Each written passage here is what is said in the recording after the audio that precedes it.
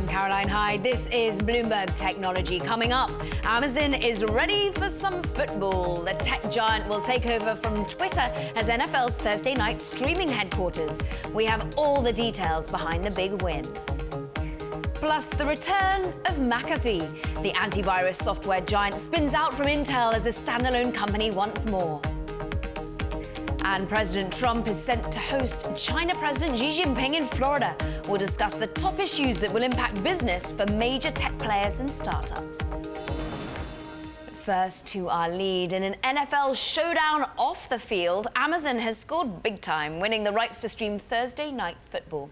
The Seattle-based tech giant outbid other companies like Facebook, Twitter and Google's YouTube to stream 10 of the league's Thursday night games. Now, according to people familiar with the matter, the prize did not come cheap, with Amazon paying a whopping $50 million for the one-year deal. Now, remember, the NFL started this project last year by letting Twitter stream the same amount of games for a significantly lower price, $10 million. So what attracted the NFL to Amazon, and why cut the cord with Twitter? Joining us now from New York, Bloomberg's Jerry Smith and Keith Clinkscales, founder and CEO of Shadow League Digital. Great to have you both. And Jerry, I want to kick things off with you. $50 million, clearly the price was right, but why also would Amazon be the right place to be streaming? Because they've got a paywall. Yeah, that's right. I mean, this is only going to be available to Amazon Prime subscribers, but Amazon has a different philosophy than a lot of other tech companies or media companies. I mean, they might be willing to take a loss on something like TV rights if it encourages people to buy more diapers on Amazon Prime. So, Jeff Bezos has certainly live sports is incredibly valuable, and I think their thinking is if we can encourage more people to sign up with Amazon Prime to watch football, then it made a lot of sense. Keith, it's interesting if you're looking over towards Twitter's share price. It's down a little bit today, and some analysts out there really making some big quotes saying that it helps kill the bullish Twitter narrative that they will be the next worldwide player in live sports. Does it? Is this a big loss for Twitter? Well, I think it's a loss for Twitter, but more importantly, it's a big win for Amazon, kind of at Twitter's expense. Twitter helped to go ahead and show that, look, this is a real possible technology that can be used, and working with the NFL helped to make it really good. Where Amazon is right now, I like the way they're positioned, and I like the fact that they were only not able to jump on it, but position themselves for the future and working with the NFL. I'm interested, Jerry, because they're paying an awful lot, $50 million, and it's not even exclusive. You've got NBC, you've got CBS, also not only playing it live on television, but also they're streaming it too. Why are people going to suddenly be buying into Amazon Prime for this?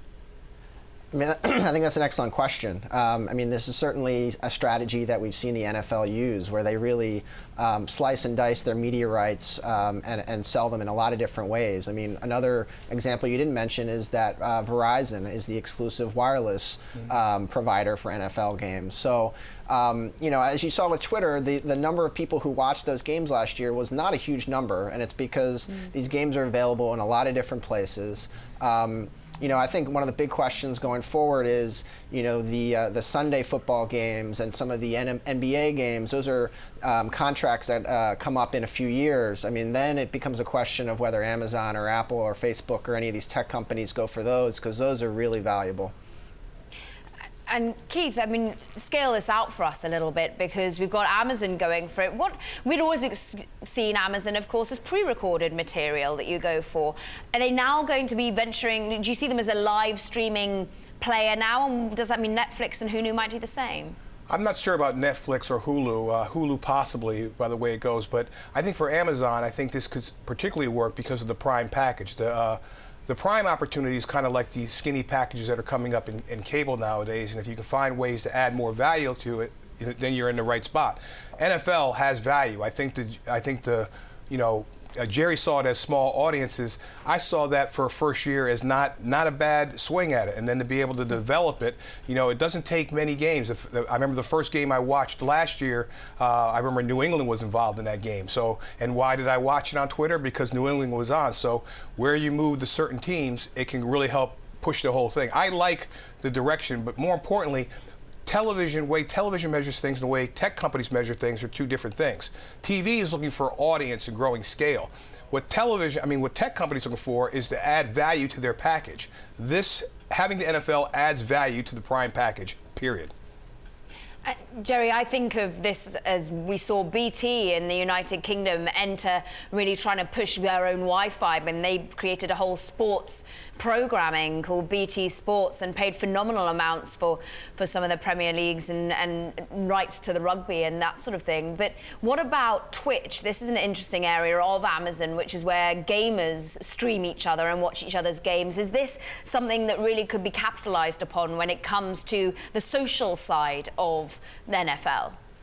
Yeah, certainly. I mean, if you look at the amount of money that Amazon paid for Twitch, they certainly feel like it's a valuable property. I mean, every media company now is taking a serious look at esports. This is, a demographic of young men that are really unreachable in a lot of different traditional forms of advertising. So they're extremely valuable. I think every traditional media company and tech company is thinking about, how can I get into esports? Can I sponsor a team? Can I sponsor a player? Time Warner's Turner division is broadcasting esports on cable. So certainly I'm sure Amazon has a lot of plans with Twitch. And lastly, Keith, what does the future of NFL look like? Will there be coming a day where it's exclusively really streamed? Everyone's cut the cord. It's not going to see the likes of NBC and CBS going for these sorts of rights. No, I don't think broadcast goes away or anything like that. I do think, though, the NFL is smart enough to try to use all available technologies, and also it has the market clout to make people pay nice. This is one medium, one set of rights that people tend to, I don't want to say be willing to share, but they have to share because the NFL says so. And it creates an opportunity, but it also creates the ability for younger people to go ahead and use the technologies that they're more used to using, and while they still have the power and the availability and the reach of the entire current cable platform. Fascinating conversation with Keith Clinkscales, founder and CEO of Shadow League Digital, and Bloomberg's Jerry Smith. Thank you very much indeed for your insights. Now, noted short seller Andrew Left of Citron Research has come out with a new report shorting FleetCor Technologies, which provides fuel cards and workforce payment products and services. Now, it's taking aim at its fees, which make up 56% of the company's revenue. Left spoke with Bloomberg Daybreak Americas about the reaction from his latest report. Well, I put the report out yesterday, and I got pretty good response from customers and former employees, not just investors. Now coming up, a huge tech deal is resurrecting a well-known company name and also bringing it back into the private markets. We'll speak with Bryan Taylor of TPG about McAfee's spin-off from Intel and the private equity landscape. That's next. This is Bloomberg.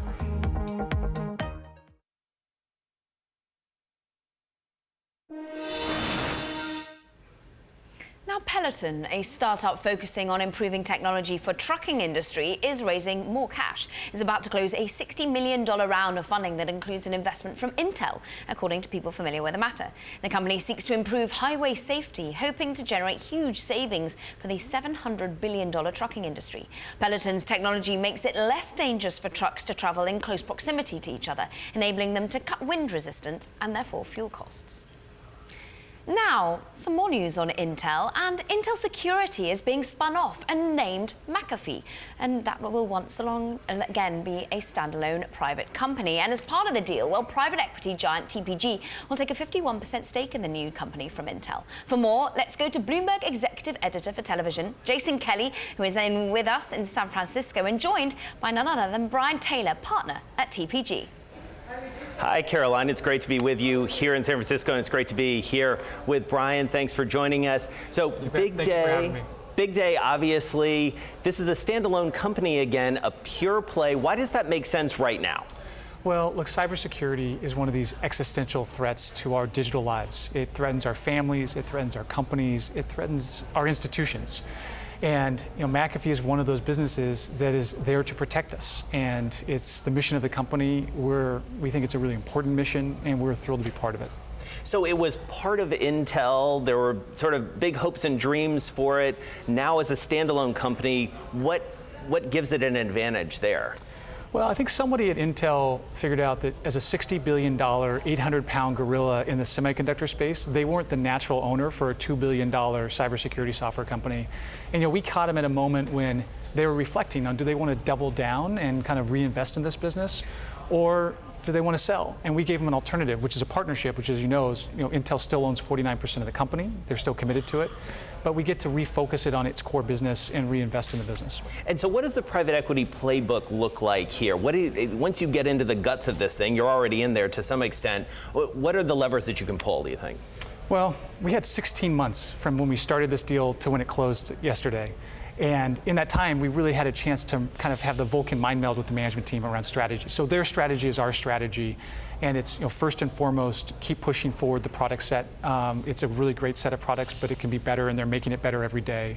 Second, we have great customers, and we have deep relationships with those customers, but it's even broadening our scope with those customers. And third, we think we have this incredibly unique asset, and there's a landscape of cybersecurity software companies that we can buy and put through this distribution channel to deliver value to our customers, and we're really focused on doing that. So some potential acquisitions down the road, you think you can build this both organically and maybe some buys out there? For sure. I personally think cybersecurity software is one of the most overfunded areas of VC. We like to say internally, there are all these sheep in wolves' clothing running around masquerading as companies, and they're really just feature sets. And we think we have the platform to buy those feature sets and deliver that value to customers. So you have oversight of software and technology there at TPG, and not just in sort of buyout land, but also in growth capital. That's right. What do you see out there in terms of themes beyond cybersecurity? Cybersecurity is an important one, but look, our team, you're correct, we do both large-scale capital deals as well as smaller growth deals. We've done everything from $15 million seed investments to $1.5 billion equity checks, and we see the whole landscape. Our team's been together for a long time. We've been working together for over a decade. So at any point in time, we have 8 to 10 different themes that we're proactively pursuing in the marketplace. And our business model, our strategy is pursue proactive themes, form a real point of view, build proprietary relationships that are long-lasting around those themes, and we just find that creates really interesting opportunities. So what's the one you're most excited about right now beyond cyber?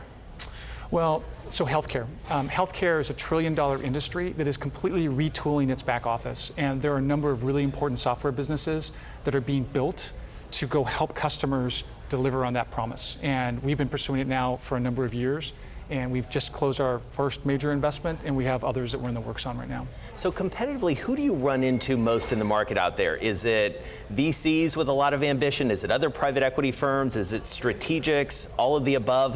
What is the competitive landscape out there right now? Well, when I started doing this in 2000, there were 2 or 3 of us, and that was it. Today, every large private equity firm says that they have a software practice. I'm so grateful that we're at a place where I've been doing it for 15 years. My partners have been doing it for 15 years. We've been together as a team for 10 years. And we find if we're proactive and thematic in how we pursue the market and build relationships, we end up not facing a lot of competition. There's a big enough market out there that we find situations like McAfee where it's really just us and the seller trying to build a partnership instead of a transaction. When you look around here in San Francisco, Silicon Valley, and even beyond around the world, how do you feel about valuations right now as a buyer? I remember in 2003, we hit $3 billion of software buyouts, and we thought we'd hit the top of the market. Last year it was 55% of the overall private equity industry. And that just reflects that people have come to appreciate the power of these businesses. The tailwinds in revenue, the defensibility of the business model, cash conversion, and I think that's reflected in values. I'm confident software is going to continue to penetrate the enterprise and revolutionize how we do business, and it's going to be a thriving buyout industry. So last question for you. On the other side, on the exit side, there's always the question, is the IPO window open? Are there a lot of active buyers out there? Is the IPO window open in your estimation? It comes and it goes. What I'm thankful for is our investment strategy isn't predicated on an IPO exit. There are many avenues. We just sold one of our great businesses called CCC to another private equity firm. It was just the right moment and the right buyer at the right time. And so we focus on, can we build great businesses, and we just let exit take care of itself. Too much capital out there? Not enough? How do you feel about it? I don't think much about the macro. I focus on just the micro of, are we finding really interesting businesses and opportunities, and can we drive value around that? Great. Bryan Taylor, TPG Capital, great to be with you here in San Francisco. Thank you, Jason. Caroline, I'm going to throw it back to you. Fascinating interview, Jason. Thank you so much. Certainly, we've seen enterprise software, where it's at when it comes to the IPO market as well. And later, we're going to be getting even more on that deal with Intel from the McAfee CEO, of course, Chris Young, all about that deal and the company's new cybersecurity agenda. Coming up, President Trump is set to host China's President Xi Jinping this week. We'll dig into the top issues tech investors should be watching. And a feature that we'd like to bring to your attention is our interactive TV function. You can find it at TV Go on the Bloomberg. You'll not only be able to watch us live, but also see previous interviews and dive into any of the securities or Bloomberg functions we talk about. And you can become part of the conversation by sending us instant messages during our shows. This is for Bloomberg subscribers only, though, I'm afraid. Check it out at TV Go. This is Bloomberg.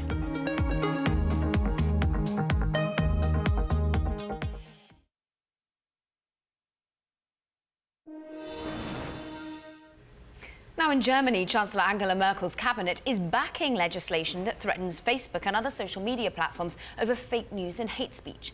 The companies could be fined up to $53 million if they refuse to remove illegal content. Social media networks could also be fined if they fail to give users the option to complain. If passed by Parliament, the measures would be the toughest regulation Facebook faces in any country where it operates. Meanwhile, President Trump is set to host China's President Xi Jinping in Mar-a-Lago, Florida, on Thursday. A wide range of topics are on the agenda, including some that will hit tech players hard, like currency controls, trade tariffs, and cybersecurity. Joining us from New York to preview this all-important meeting is Bloomberg Technology reporter Selena Wang, who covers all our key China giants for us as well. And Selena, it's pretty fascinating. I'm just looking at the Bloomberg. You've got to dig into this particular function, ECTR. It just shows the trade flows. This is how important this meeting is. China is the US's #1 trade partner. 2/3 of $1 trillion is exchanged between the two countries. Just give us a sense of how important this will be to the likes of Alibaba, Tencent, of course, who are looking to be doing that trade with the US. Truly, this is a much-awaited meeting between the two. It is the first major meeting. Now, we need to temper expectations. There's not likely to be tangible outcomes from this, but it really sets the stage. It's a chance for them to socialize and set the tone for future policies and relationships to come. Now, among China's tech giants, there's Alibaba, Baidu, Tencent. Alibaba definitely has the most to lose, and it's quite obvious given Jack Ma's major attempts to create a relationship with Donald Trump. Now, with Alibaba, as opposed to Baidu and Tencent, which are more domestic focused, Alibaba actually has a large part of its business that focuses on trade between the US and China. So if Trump were to potentially raise tariffs on goods coming from China, that would hurt their AliExpress business. And the ensuing negative relationship between the two could then make it harder for them to onboard US businesses onto their website. Now, I assume that she is going to want Trump to focus on China as this vast market for US companies to sell goods to, and which could help actually create jobs in the US. And certainly, I mean, think of the tech titans here that have been making inroads into China. I'm thinking Apple, but all importantly, their supply chain as well is so important. There are big players here in the US as well that are going to be watching this meeting very closely. Definitely. Apple's going to be a major player watching to see what the tone is that comes out of this. Trump has said that he was going to slap some problems on companies that would send their suppliers and workers overseas. Now, Apple, of course, they have major supply chain networks in China. And if that were to be the case, it would significantly raise the cost of production and ultimately the cost of goods to the consumers. So, I think also what's fascinating is the amount of money that comes in terms of foreign direct investment from China, but notably also VC money, companies being bought, startups. It's a big exit route. I'm just thinking one company you of course, report on SoFi, and they found financial backing with Renren, which is like the Facebook of China. But Alibaba, Tencent, they've all been plowing money into the likes of Lyft. I mean, we've seen so many of these sorts of companies here in the US, Magic Leap, just to name but a few.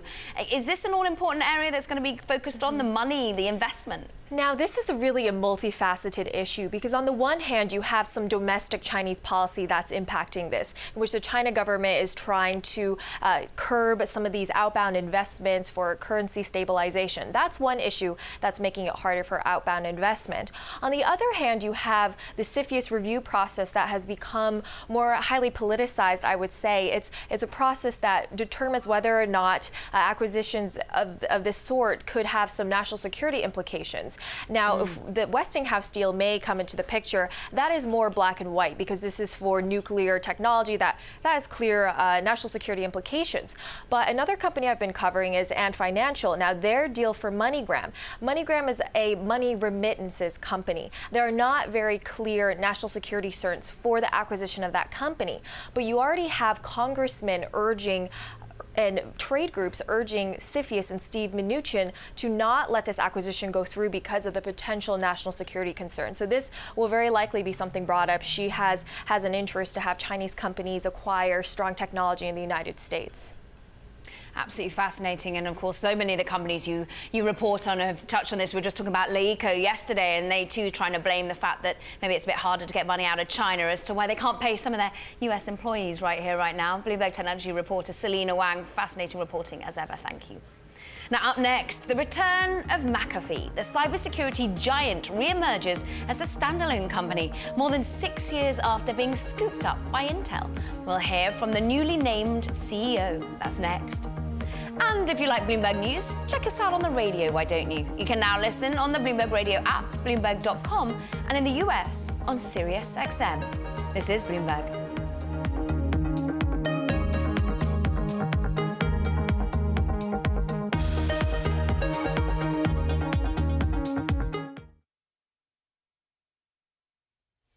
I'm Elisa Parenti, and you're watching Bloomberg Technology. Let's start with a check of your first word news. French President Francois Hollande has condemned what he calls a war crime after the chemical attack in Syria. France pushed for an international military campaign against Syrian President Bashar al-Assad after alleged chemical weapons in 2013 and is said to still hold that position. In the U.S., parents and children caught crossing the Mexican border into the U.S., if they're crossing illegally, they can remain together. That is according to the Department of Homeland Security. It's a partial reversal of an earlier stance. The agency had previously considered separation as a deterrent. Russia has arrested 6 people on suspicion of recruiting terrorists. No word if the arrests are linked to the subway bombing in St. Petersburg that killed 14 people. The arrests come from Central Asian countries, once part of the Soviet Union. Authorities say Monday's suicide bomber was from Kyrgyzstan. Ecuador conservative candidate Guillermo Lasso says his campaign for the presidency of Ecuador detected irregularities at almost 2,000 polling tables. It is said to be the strongest argument yet, backing up his claims that ruling party candidate Lenin Moreno won the election through fraud. In South Africa, President Zuma survived calls to resign by members of his ruling party. According to people with knowledge of the matter, Zuma fought back against accusations he didn't consult adequately before firing Finance Minister Pravin Gordhan. Global news 24 hours a day, powered by more than 2,600 journalists and analysts in more than 120 countries. I'm Elisa Parenti. This is Bloomberg. It's just after 5:30 p.m. Wednesday here in New York, 7:30 Thursday morning now in Sydney. I'm joined by Bloomberg's Paul Allen with a look at the markets. Paul, good morning. Good morning, Elisa. Still about 2.5 hours away from the open here on the ASX, but futures pointing up 1/3% right now. We'll be keeping an eye on the big miner BHP Billiton. Shares traded out of London were up 1.75% on Wednesday. This is after BHP declared force majeure for deliveries from coal from its Queensland mines. Metallurgical coal prices have been rising on the disruption caused by the cyclone that swept through Queensland last week. Over in Japan, Nikkei futures traded out of Singapore are pointing down 0.4%. We'll keep an eye on the convenience store 7 & I Holdings. They're out with earnings after the close today, and we're expecting a good full-year forecast as well. Other earnings to watch out for are Yum China, and we're expecting Taiwan's March CPI to gain slightly. I'm Paul Allen in Sydney. More from Bloomberg Technology next.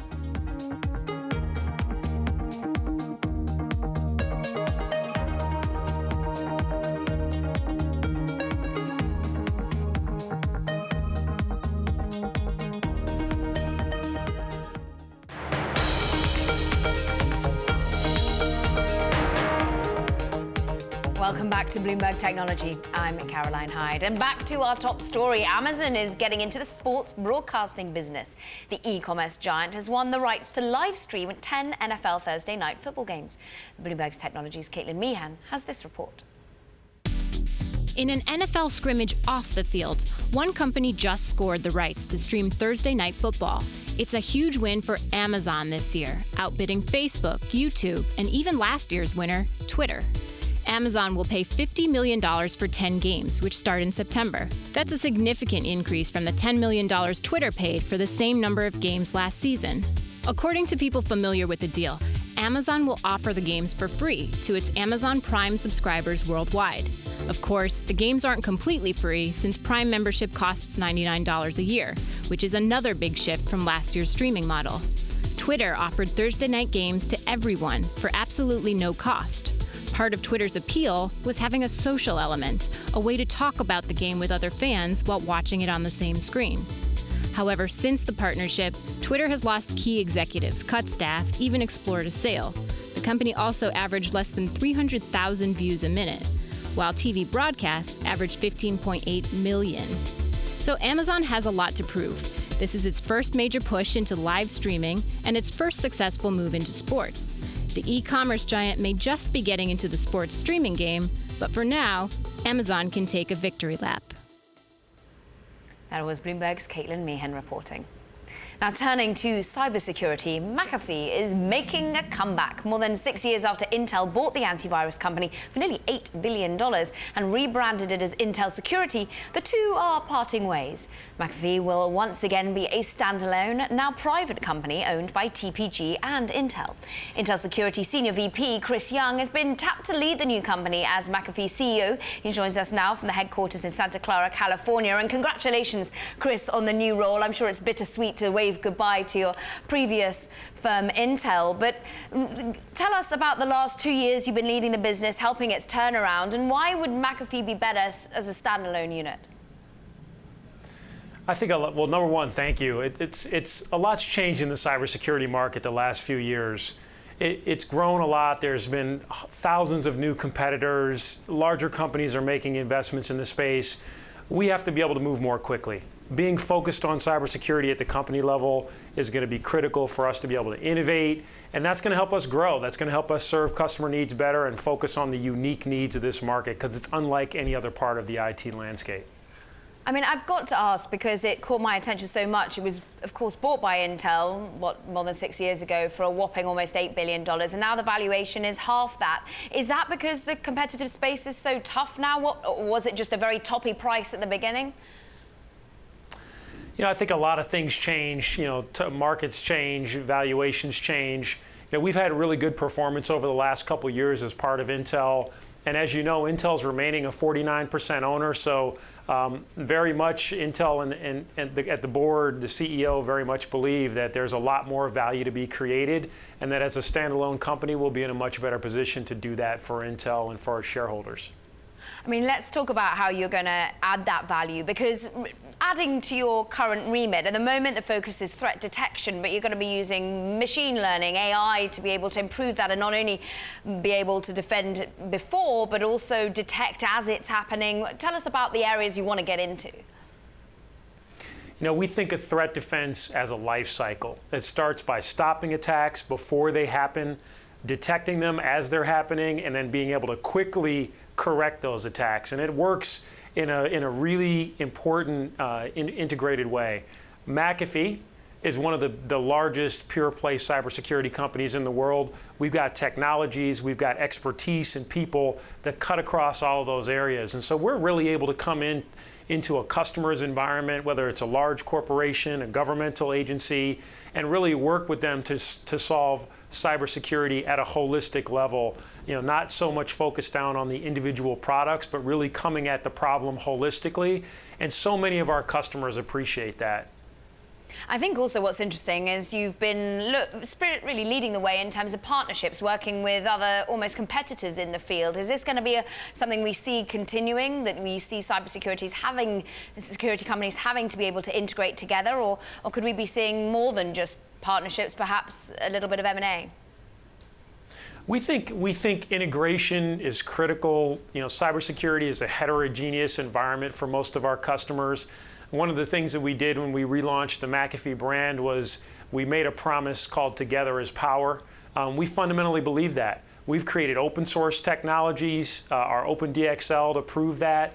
We've been partnering with other companies, our competitors, as you point out, through organizations like the Cyber Threat Alliance. We're working hard to make sure that, yes, we can bring together our own products in an architecture, but we can help customers bring together different parts of their cybersecurity architecture to help them get to the right outcome. Over the long term, yeah, there will be opportunities for us to not only build and create our own new products, but to add new pieces that would come to us through mergers and acquisitions as well. So we're looking at this problem holistically. And like I said, that's really one of the ways our customers really value us as one of the larger players here, that we can bring to them holistic capabilities, we can scale with them globally if needed, and we can be there with them 24/7 as an extension of their business. And that's critical because everybody worries about cybersecurity today because it's a really, really important topic. I mean, I look at the startup area in cybersecurity, and Darktrace is one that I knew grew up in the United Kingdom, but also has a big presence here in San Francisco. It has joint headquarters.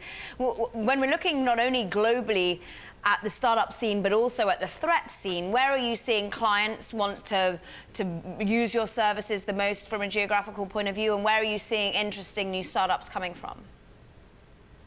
You know, there are interesting startups popping up all over the world, but I will tell you, cybersecurity is one of those problems that's uniquely global in nature.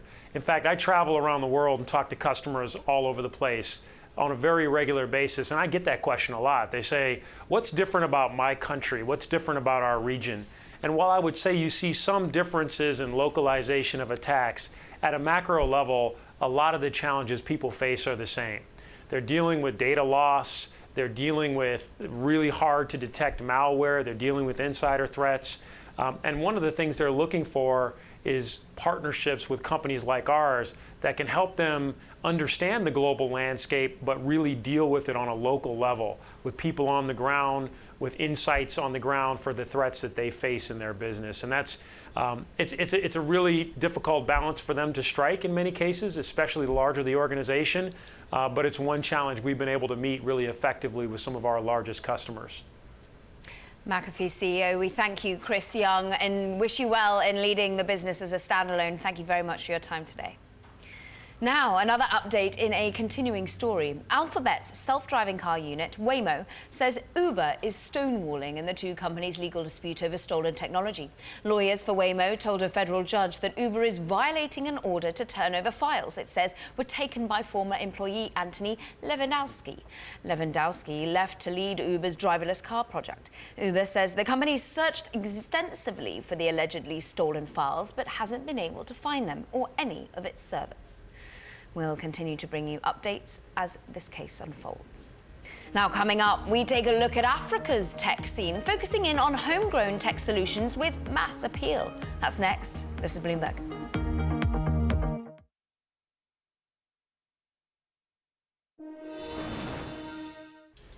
Facebook continues to see user growth in Africa. The company now reports 170 million users in the region. That's a 42% jump from 2015. Facebook has been working on increasing its presence in Africa, its least developed market, by laying down nearly 500 miles of fiber optic cables in Uganda and partnering with local wireless carriers to create Wi-Fi hotspots in Nigeria and Kenya. Well, meantime, the number of startups receiving funding in Africa rose 17% in 2016 year over year. That's according to a tech startup funding report by Disrupt Africa. We recently spoke with Toby Shapshak, longtime writer on Africa's tech scene and editor-in-chief and publisher of the South African edition of Stuff magazine. I started by asking, well, which areas of technology are ripe for growth in Africa? Take a listen. The way I define innovation is solving problems. It's not an upgrade. It's not a new banking service. It is a way of solving a real problem. And the problem with having so many problems in Africa is that we have to solve them. And the key amongst those is energy. It's power. Solar is a massive growth area as a vertical. So is fintech. The bottom of the pyramid, as the economists and sociologists call the very poor, need a way to transact that is frictionless, that is as cheap as as possible to transfer money from one person to another person. And you see remarkable innovations around allowing people to use their cell phones, and not even smartphones, very basic feature phones, to transfer money between them, and then people start to save money. So there's a whole knock-on effect. So solar, fintech, and mobile money have been some of the growth areas in most places in Africa.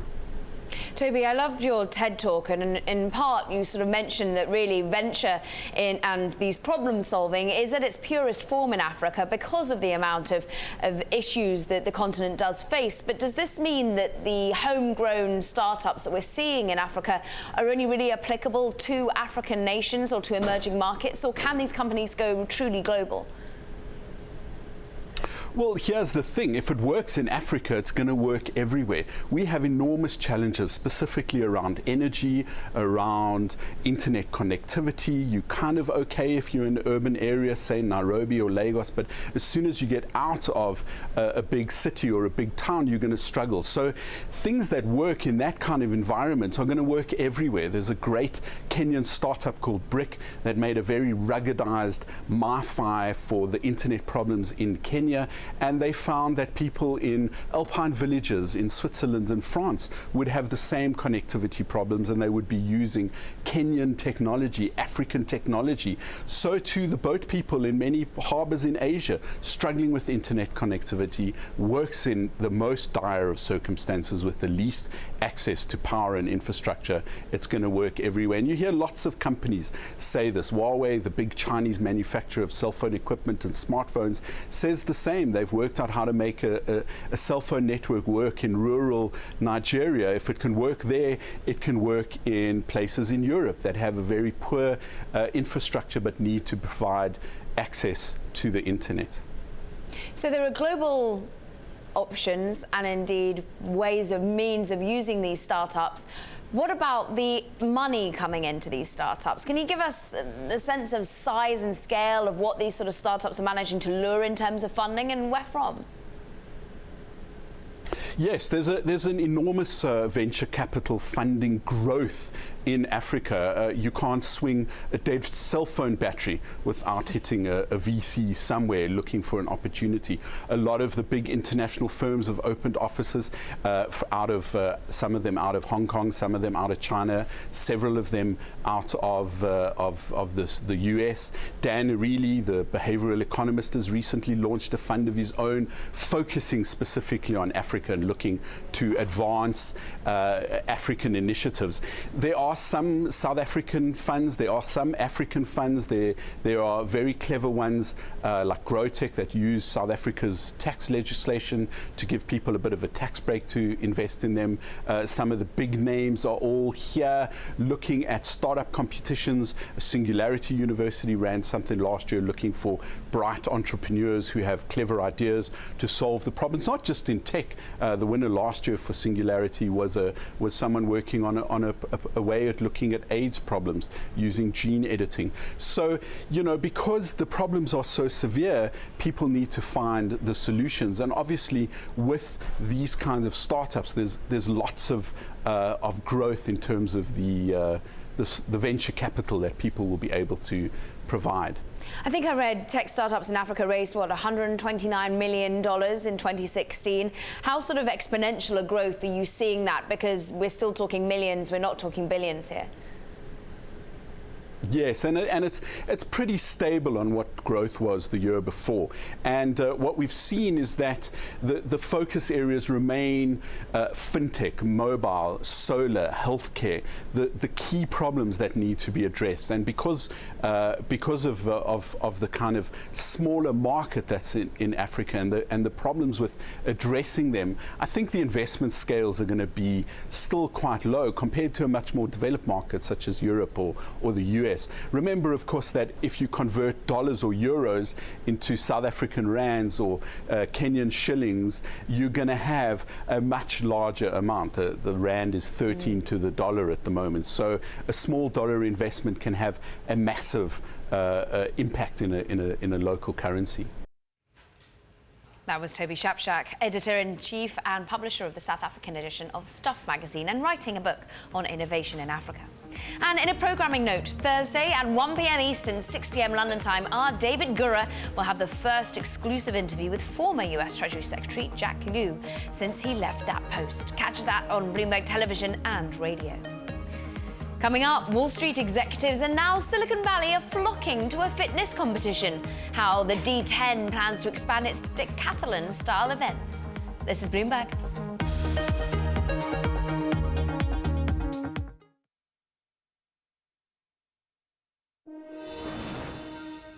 Now, the D10, a decathlon-styled event with deep Wall Street ties, is now in 5 markets, including San Francisco, and has plans to expand internationally. In addition to raising money for charity, there's a tech component. Users can place performance-based wagers on athletes.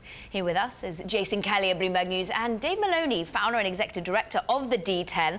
And I've got to ask this tech element to it, and this seems to be incentivizing a lot of cash being raised, $250,000 this time last year in San Francisco. Is it going to be more? And tell us a little bit about the technology behind all of it. So certainly it will be more this year. Last year was a debut in the Bay Area. But essentially when I started this, the objective was, how do you differentiate the fundraising experience of a competitive athletic event? And so we developed some technology that would allow the athletes to set performance goals, and then rather than begging for donations, the public was able to place a performance-based wager on it. So essentially you'd elevate sort of the drama on game day, and ultimately you connected the performances to the charitable outcomes. So there's a lot riding on each of the performances, and you're able to create one heck of a community and certainly a spectator experience. So back in New York, obviously this is an area where like the agro investment banker or trader really, gets to show their stuff. Who is it that's doing it here in San Francisco? Is it the PE guys, the VC guys, the tech entrepreneurs, all of the above? It's a great question. From a macro level, the D10 answers the question, where does every competitive shot putter, middle linebacker, and third baseman go after they've essentially hung up their cleats? And so we bring that community back together here in Silicon Valley. As you can imagine, we still have these deep Wall Street ties, so you see a lot of the sell-side banks, you see a lot of the PE firms and hedge funds, but also that demographic is pervasive also in tech. So you see your Stripe, Dropbox, Salesforce, et cetera, of the world. They're not all that different. And here in Silicon Valley, you get those companies and the employees really rallying behind this type of a contest. Now, what also isn't different is perhaps the gender makeup of banking and indeed engineering and technology. How many women are participating in this? I used to be a discus and a javelin and a long distance runner. I'm rubbish at fast running. But what is the makeup like? Are you trying to incentivize more women to get into it?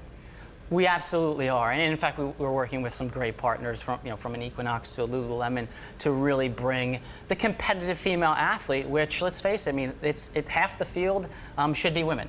And we're seeing some great progress right now in getting those competitive soccer, lacrosse, track and field female athletes that are just as competitive, just as philanthropic onto the playing field, and they can do these events really, really well. And you mentioned Equinox. You're actually taking this concept into the boutique fitness arena, right? Sort of capitalizing on the fact that we're all going to these high-end gyms right now. How does that work? You're absolutely right. So what we've done with Equinox is Equinox developed a training program that they're beta testing right now in their Chicago and their Houston markets. And really the idea, Jason, was to bring together their members to train them for Pro Day, or essentially the NFL Combine. And right now it's early, but you're seeing a lot of traction. People want to test their athleticism in different ways. And what about the amounts that are being raised, and how do you grow geographically? Is it US when you go to the UK, Europe? We'll grow. So I always, to answer that question, ask people to look at Ironman. Ironman has very smartly not saturated the market. They've gone to banking centers where you can bring together these incredibly strong, deep, and also wealthy, connected communities. So we're going to grow the same way. We grew into 4 different markets in the U.S. last year.